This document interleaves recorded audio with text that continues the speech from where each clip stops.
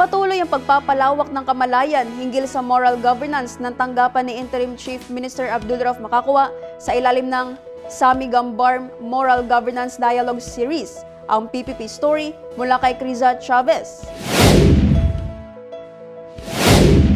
Pinangunahan ng Office of the Chief Minister Abdulrauf Sami-Gambar Makakwa sa pamamagitan ng Strategic Communication Team ang hashtag Sami-Gambar Moral Governance Dialogue Series araw ng Miyerkules, September 24, 2025.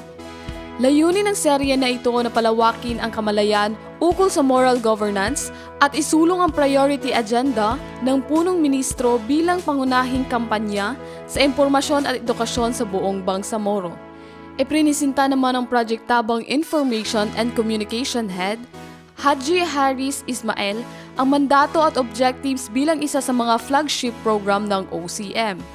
Binigyan din niya na ang Project Tabang na unang inilunsad sa ilalim ng dating Chief Minister Ahud, Al-Hajj Murad Ibrahim ay patuloy na pinapalakas sa pamumuno ni Chief Minister Abdulrauf Sami-Gambar Makakwa.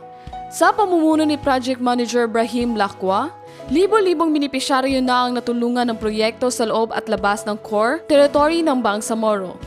Patunay na matatag ang misyon nitong ilapit ang pangunahing serbisyo ng pamahalaan sa mga nasa grassroots. Criza Chavez, iMinds, Philippines.